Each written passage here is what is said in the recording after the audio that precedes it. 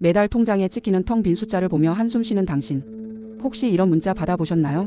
하루에 15만 원 누구나 할 수 있는 꿀알바. 돈에 쪼들리던 저는 이 문자를 보고 모든 것이 해결될 줄 알았습니다. 8,000원을 투자해 2만 원을 벌고 500만 원을 넣자 1,000만 원을 벌게 될 거라는 달콤한 말에 넘어갔습니다. 하지만 결국 3일 만에 8,800만 원 모든 것을 빼앗겼습니다. 제가 왜 그런 바보 같은 짓을 했냐고요? 사실 당신도 당할 수 있습니다. 이 영상은 제 이야기이자 당신의 이야기가 될 수 있습니다. 오 씨의 하루는 늘 비슷했다. 오전 9시 커피 한 잔과 함께 노트북을 켜고 클라이언트들의 메일을 확인하는 것으로 시작된다. 서울 외곽의 12평 원룸에서 혼자 살며 프리랜서 디자이너로 일한 지 벌써 5년째였다. 또 연락이 없네. 오 씨는 한숨을 내쉬었다. 정기적으로 일을 주던 2개 업체가 코로나 여파로 프로젝트를 중단한 뒤 새로운 클라이언트를 찾기가 하늘의 별 따기였다. 이번 달 수입은 고작 80만 원. 월세 50만 원을 내고 나면 생활비도 빠듯했다. 냉장고를 열어보니 달걀 2개와 김치만 남아 있었다. 내일은 마트 가야겠다. 하지만 통장 잔고는 15만 원. 적금도 이미 절반을 해약했고 부모님께 손 벌리기도 미안했다. 오 씨는 각종 구인구직 사이트를 뒤져가며 할 수 있는 일을 찾기 시작했다.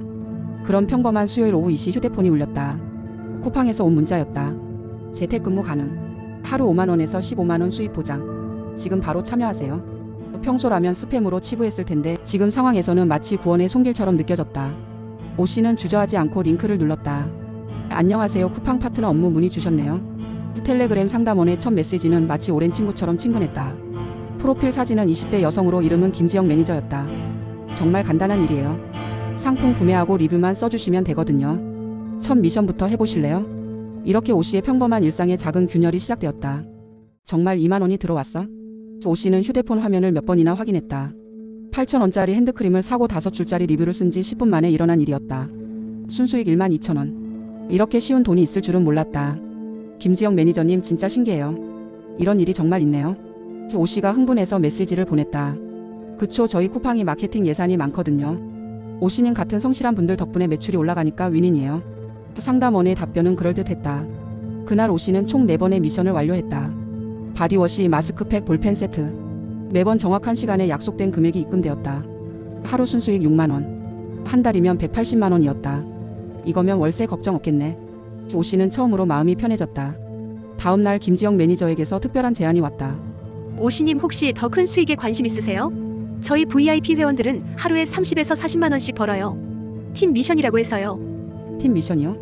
네, 여러 명이 함께 더 비싼 상품들을 구매하는 거예요. 리스크는 똑같은데 수익이 훨씬 커요. 오 씨는 VIP팀 미션방에 초대받았다. 들어가자마자 활발한 분위기에 압도되었다. 입금 완료. 이번 달 300만 원 돌파. 정말 쉽네요. 같은 메시지들이 쉴 새 없이 올라왔다.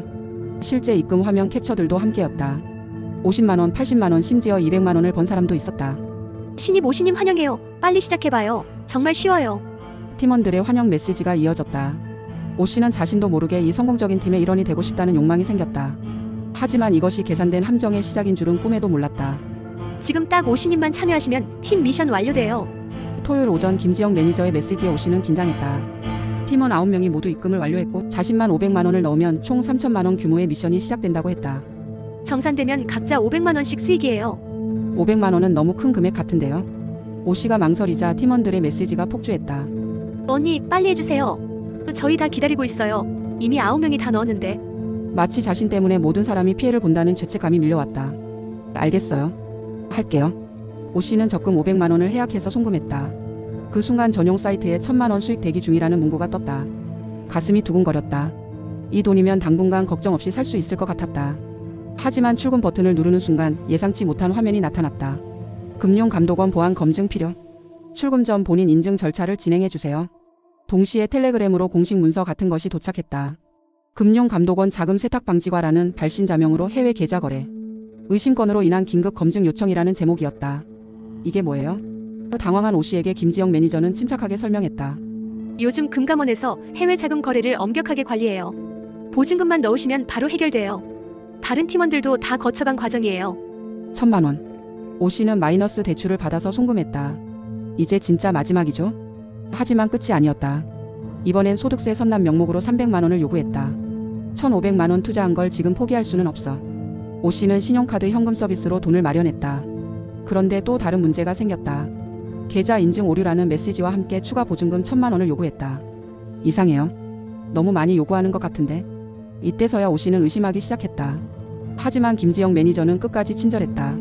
오 씨님 지금까지 2,800만 원 넣으셨잖아요. 여기서 포기하시면 다 날려요. 제2금융권에서 대출받아서 마지막으로 해결해봐요.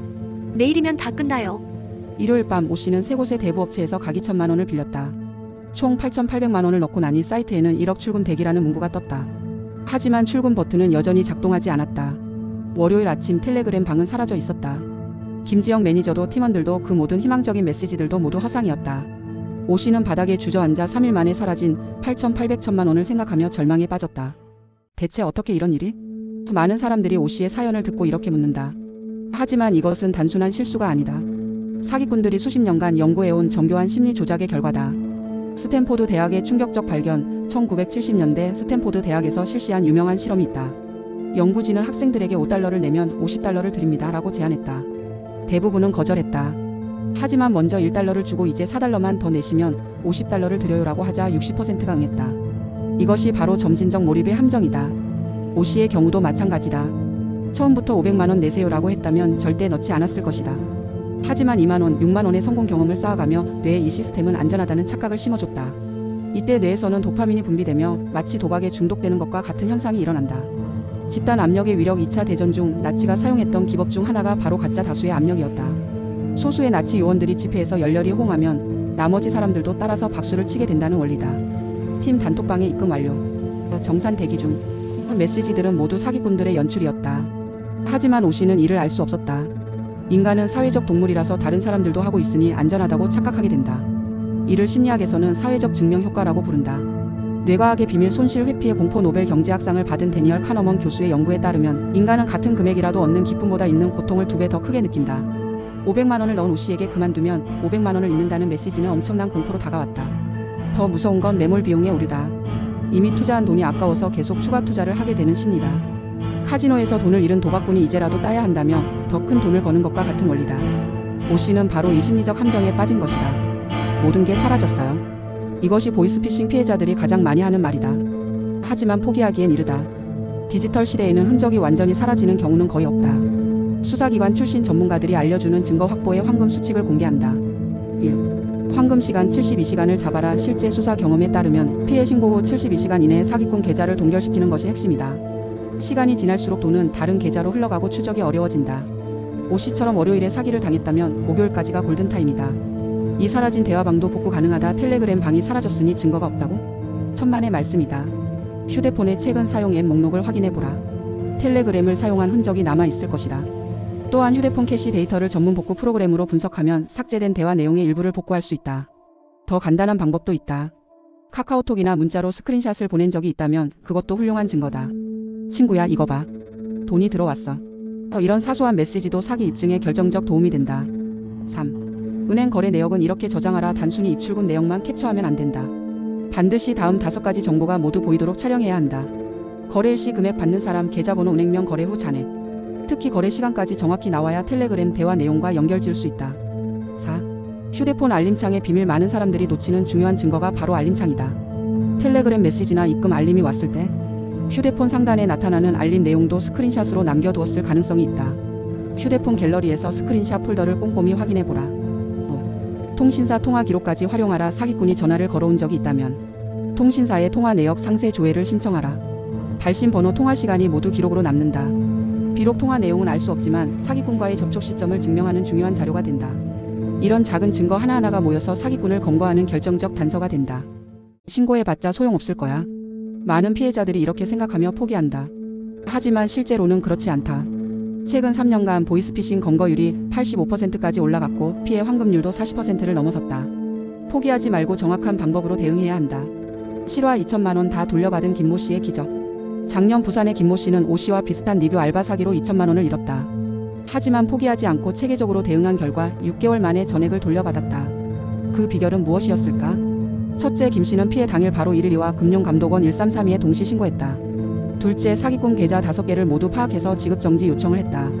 셋째, 전기통신금융사기 피해환급법에 따른 환급 신청을 정확한 서류와 함께 제출했다. 신고할 때 이 한마디면 우선 처리. 경찰서에 신고할 때 긴급 지급정지 요청합니다 라고 말하면 우선 처리해준다.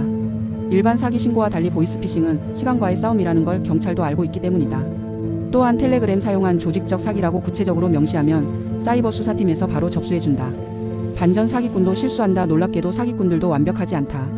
실제 수사 사례를 보면 이런 실수들이 검거로 이어진다. 일 같은 계좌를 여러 피해자에게 사용. 이 가짜 신분증 제작 과정에서 실명 노출.